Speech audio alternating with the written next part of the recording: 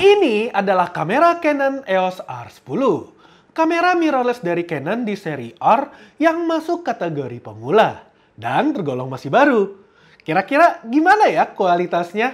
Dari sudut pandang yang sudah biasa bikin konten video menggunakan Canon EOS M50 selama 4 tahun yang sedang saya pakai sekarang nih.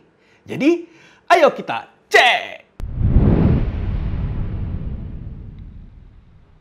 Hai guys, ketemu lagi dengan saya, Niko. Di channel ini, saya suka sekali membahas tentang video dan teknologi. Jadi, jika kamu suka dengan tema kontennya, ayo dong subscribe dan nyalakan bel notifikasinya agar kamu tidak ketinggalan dengan video-video saya selanjutnya. Disclaimer dulu nih, saya dipinjamkan kamera Canon EOS R10 ini oleh Canon Asia. Hanya untuk beberapa hari saja. Nanti dari beberapa hari pengetesan saya bakal diminta untuk memberikan laporan impresi dan review saya kepada mereka. Tapi di sini mereka mengizinkan saya untuk mereview kamera ini untuk teman-teman. Jadi apa yang saya bahas di sini adalah murni pendapat saya saat melakukan pengetesan dengan kamera ini. Video ini tuh saya tidak tunjukkan ke mereka terlebih dahulu. Jadi mereka akan tahu video ini saat sudah publis. Sama persis dengan teman-teman di sini. Dan saya pun tidak terima bayaran apapun ya dari mereka untuk pembuatan video ini. Oke? Ya udah, kita mulai bahas kameranya dari unboxing dulu. Ketika saya membuka kotaknya, hal yang saya temui adalah adanya flyer yang menunjukkan bahwa Canon tuh terdapat fitur cloud bernama Image Canon. Kemudian terdapat buku manual petunjuk mengenai kamera Canon EOS R10.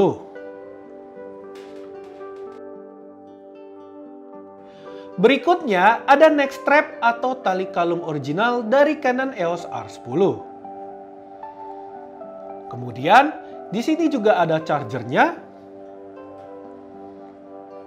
Lalu ada kabel power 2 lubang untuk colokan ke listriknya. Selanjutnya, ada baterai dengan seri LPE17 dengan 7,2 volt di 1040 mAh. Nah, di bagian bawahnya, yang dinanti-nantikan nih, ada bodi kamera Canon EOS R10. Begini penampakannya.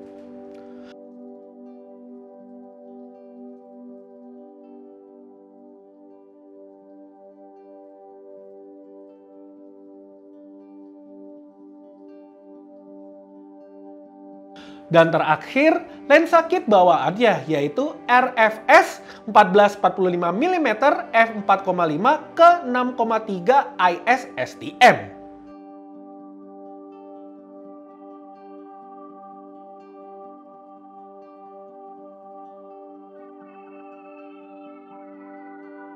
Kamera Canon EOS R10 ini tuh memiliki sensor APS-C dengan total pixel mencapai 24,2 megapiksel. Prosesor yang digunakan sudah prosesor Digic X yang katanya sama dipakai di jajaran kamera profesionalnya Canon, yaitu EOS R6, R5, bahkan di R3. Kameranya sudah memiliki fitur autofocus dengan nama Dual Pixel Autofocus 2, yang fokusnya sekarang tidak hanya dapat mengikuti wajah dan mata subjek manusia saja, tapi juga sudah bisa mengikuti muka dan mata subjek hewan ataupun binatang, bahkan bisa juga untuk subjek kendaraan bermotor. Untuk kemampuan perekaman, resolusi videonya bisa pilih sampai di resolusi 4K di 30 fps di mode NTSC-nya. Dan ini menariknya nih, gambarnya itu sudah tidak nge-crop lagi. Dan kualitas gambarnya sudah oversample dari resolusi 6K. Lalu yang paling terpenting, di pilihan resolusi tertingginya, fitur autofokusnya tetap jalan. Wow! Sebenarnya kamera ini bisa juga di resolusi 4K 60 fps, tapi gambarnya akan di crop lagi. Mungkin buat sebagian orang ini merepotkan ya, tapi jujur buat saya yang selama ini pernah juga pakai kamera Canon M50 dengan resolusi 4K yang sudah pasti nge-crop, sekarang sudah terbiasa, sehingga tidak mempermasalahkannya lagi. Bahkan beberapa kali pernah di situasi saya malah tertolong dengan adanya crop ini. Soalnya saya tuh hanya memiliki pilihan lensa yang terbatas dengan jarak gambarnya tuh tidak terlalu jauh. Jadi dengan crop ini bisa merekam video dari jauh sekarang. Tuh, gimana? Lebih praktis kan? Apalagi di kamera ini tuh fitur autofocusnya masih bisa tetap jalan pada saat di 4K 60 fps-nya. Oh iya, ngomong-ngomong di resolusi 4K, kan di brand pesaingnya tuh suka ada masalah tuh sama rolling shutternya yang parah. Jadi videonya tuh kayak jelly gitu bentukannya jika di panning cepat ke kiri dan ke kanan. Nah, di R10 ini pas saya coba di 4K 25 fps-nya, rolling shutternya tuh ternyata ya sama aja sih, tetap ada. Jadi kelihatan ya gambarnya tuh jelly gitu. Sedangkan pas saya coba di 4K 50 fps, yang mode crop juga sama, masih ada rolling shutternya. Tapi ya ini mah lebih mendingan daripada saya pakai Canon M50 saya. Di resolusi 4K, gambarnya sudah nge-crop, nggak ada autofocus, dan rolling shutternya juga parah. Nah, R10 ini juga termasuk kamera yang bisa merekam melebihi 30 menit. Enaknya. Selama ini tuh saya kalau pakai Canon EOS M50 selalu kena rekor limit pada saat syuting podcast atau yang bentuknya seperti seminar. Kemudian R10 ini masih disediakan internal flash di bagian atasnya. Tuh. Mayoritas kamera terbaru Canon tuh layar LCD-nya sudah bisa dibuka ke samping dan diputar ke depan sehingga cocok sekali buat kamu para vlogger yang suka rekam dengan gaya selfie. Dan tentunya layar ini tuh sudah bisa touchscreen ya. Jika kita lihat dari bodinya tuh saya merasa kalau kamera Canon EOS R10 ini tuh kayak mirip-mirip EOS 200D, 250D, atau 750D lah di seri DSLR-nya. Jadi tuh ukuran bodinya kecil dan ringan. Ya walau ringannya tuh belum ngalahin M50 saya sih. Tapi tipis sekali loh perbedaan ukurannya kalau misalnya saya jajarkan seperti ini. Hanya untuk gripnya di R10 ini tuh lebih nyaman digenggam dibanding saya genggam Canon EOS M50 saya. Karena R10 ini termasuk kelas entry levelnya dari seri EOS R APS-C-nya Canon, jadi bahannya tuh mirip seperti yang saya pernah coba di Canon EOS RP yang full frame. Bahannya plastik, tapi solid. Di sekujur bodinya tuh ada lapisan karetnya yang menyelimuti area pegangan dan bagian depannya agar tidak licin ketika digenggam. Semoga bahan kulit karet bodinya itu lebih tahan lama ya dibanding M50 saya yang pada saat masuk tahun kedua tuh kulitnya sudah mulai terkelupas kayak gini.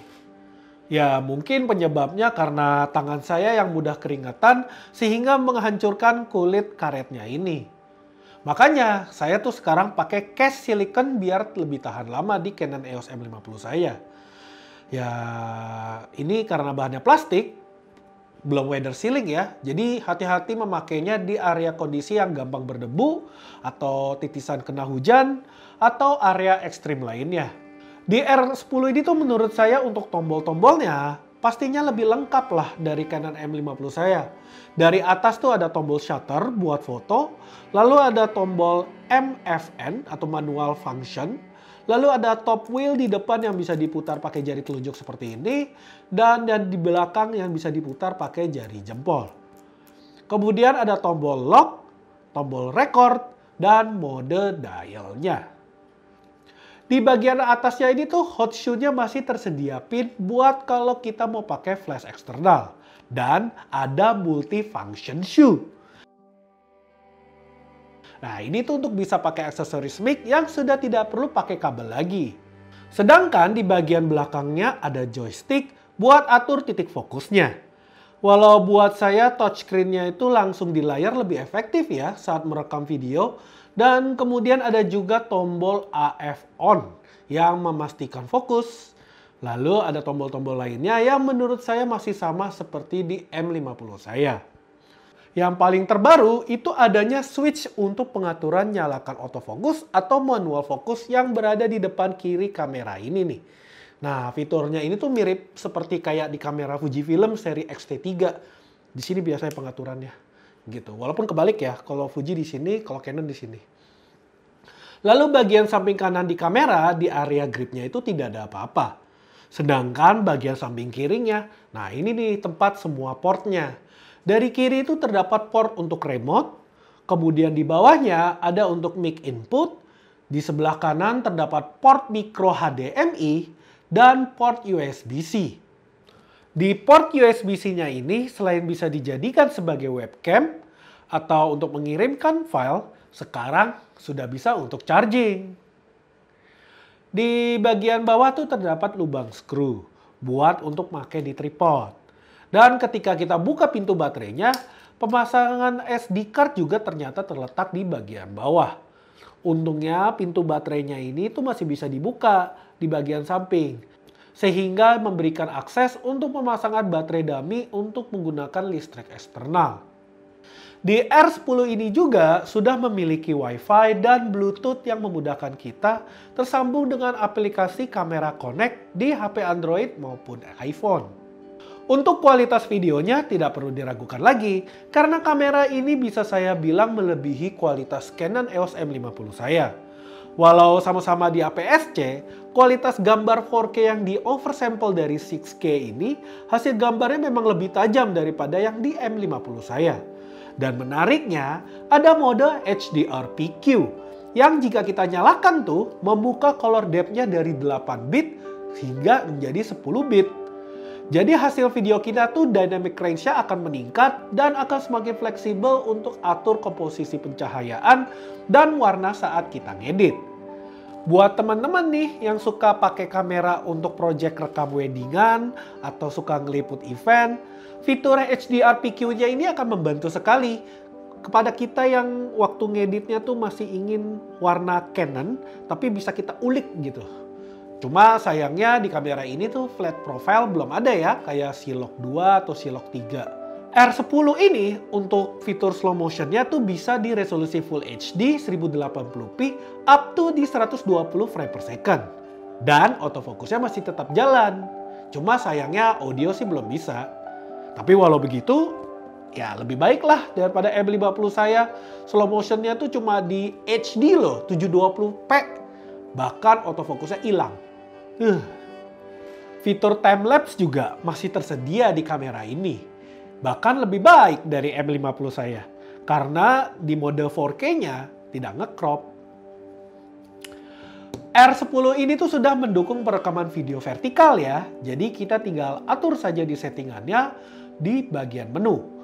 Nanti pas kita syuting secara kameranya vertikal, hasilnya akan otomatis vertikal. Ya cocok banget lah buat teman-teman yang suka bikin video TikTok atau IG Reels gitu. Untuk daya tahan baterainya pas saya coba dipakai untuk live streaming, jadi kameranya tuh idle ya di resolusi Full HD. Nah kameranya ini dapat bertahan sampai 2 jam 28 menit. Sedangkan pas saat saya recording di resolusi 4K 25 fps yang sudah pakai HDR-PQ, tapi IPB-nya like ya, itu durasinya cuma bisa 1 jam 18 menit. Lalu gimana mengenai overheat? Nah, pas saya rekam ya, untuk tes daya tahan baterainya yang di resolusi 4K tadi, saya tuh berada di ruangan kamar yang menggunakan AC di settingan 24 derajat Celcius. Dan di rekam videonya, itu ada keterangan overheatnya muncul. Tapi hanya naik 2 bar saja. Jadi ya kalau menurut saya selama kamera ini dipakai di ruangan indoor yang memiliki AC, kayaknya tidak perlu khawatir tentang overheat. Soalnya daripada pikirin overheat, mungkin baterainya udah habis duluan atau memori card kamu sudah kepenuhan. Bahkan tadi buat tes daya tahan baterai dengan recording di resolusi 4K 25 fps HDR-PQ yang IPB like, tau nggak? File size-nya itu sampai 48 GB. Gede banget.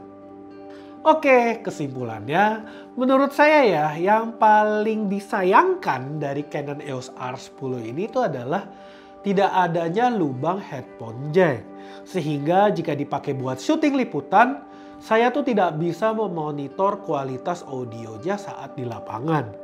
Soalnya ya, saya tuh pernah ngalamin saat cuma mengandalkan audio bar yang muncul di layar LCD-nya ini, saat audionya tuh ada bunyi statis atau noise tertentu, saya nggak bisa menyadarinya. Soalnya saya tuh hanya bisa sadar pas saat filenya sudah saya pindahkan ke komputer.